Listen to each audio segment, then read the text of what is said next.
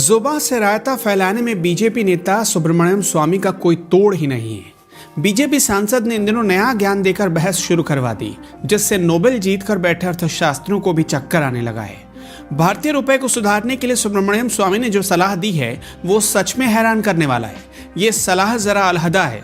स्वामी विवेकानंद पर बोलते बोलते स्वामी ने कह डाला कि भारतीय रुपए को अगर गिरने से बचाना है तो रुपए पर गांधी जी की जगह लक्ष्मी जी की तस्वीर लगाइए।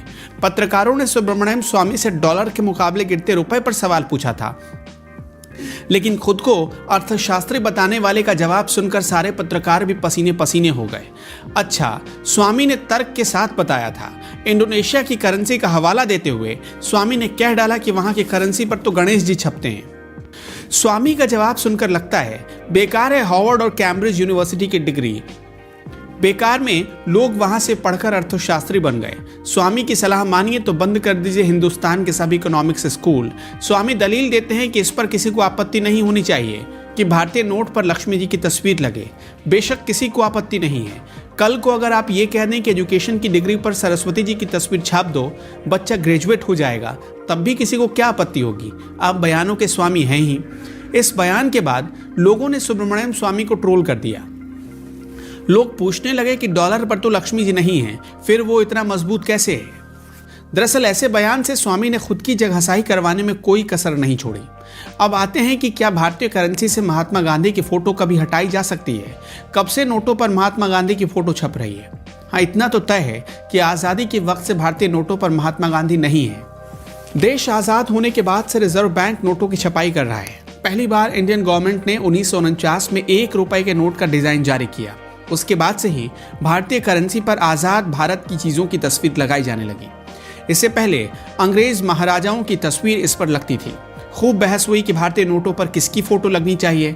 महात्मा गांधी की तस्वीर लगने का भी सुझाव आया, लेकिन तब खारिज कर दिया गया और इसकी जगह एक नया डिजाइन तैयार किया गया जिस पर अशोक स्तंभ की फोटो लगी।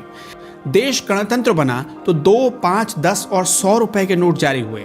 2, 5 और 100 के नोट के डिजाइन में बहुत ज्यादा फर्क नहीं था, जबकि 10 रुपए के नोट के पीछे नाव की तस्वीर होती थी और इसका रंग भी अलग होता था। 1953 में नोटों में नया बदलाव आया। अब नोटों पर हिंदी को भी जगह मिलने लगी और काफी बहस के बाद रुपया का बहुवचन रुपए लिखने पर सहमति बन गई। साल 1954 में 1000, 2000 और 10,000 के नोट जारी किए गए, लेकिन 1978 में 1000, 5000 और 10,000 रुपए की नोटबंदी कर दी गई। तब ये मान लिया गया था कि नोट पर देश की तरक्की को दिखने वाली तस्वीर ही लगानी चाहिए। साल 1969 में बापू की 100वीं जयंती मनाई जा रही थी।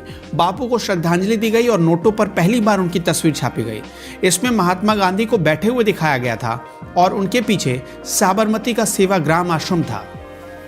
ये 100 रुपए का नोट था। साल 1975 में 100 रुपए के नोट पर चाय बागानों से पत्ती चुनने की तस्वीर भी लगने लगी। इसका मतलब था देश कृषि के मामले में आत्मनिर्भर बन रहा है। 1972 में आरबीआई ने 20 रुपए का नोट जारी किया और 1975 में पहली बार 50 रुपए के नोट जारी हुए। 1980 के दशक में नई सीरीज के नोट जारी किए गए। इसमें सभी पुरानी तस्वीरें हटाकर नई तस्वीरें लगनी शुरू हो गई। 2 रुपए के नोट पर विज्ञान और तकनीक से जुड़ी आर्यभट्ट की तस्वीर लगी। 1 रुपए के नोट पर तेल का कुआं, 5 रुपए के नोट पर ट्रैक्टर से खेत जोतता हुआ किसान, 10 रुपए के नोट पर कोणार्क मंदिर का चक्र, मोर और शालीमार गार्डन की तस्वीर लगी।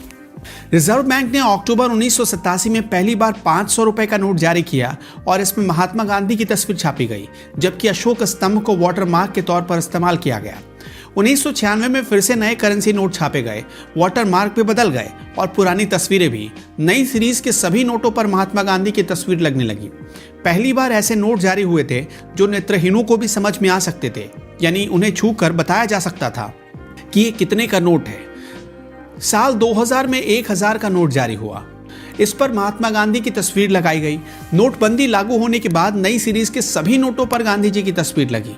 इस तरह नोटों का बदलाव होता चला गया। नोट अपना सफर तय करते चले गए और राष्ट्रपिता महात्मा गांधी की तस्वीर नोटों पर छपती चली गई।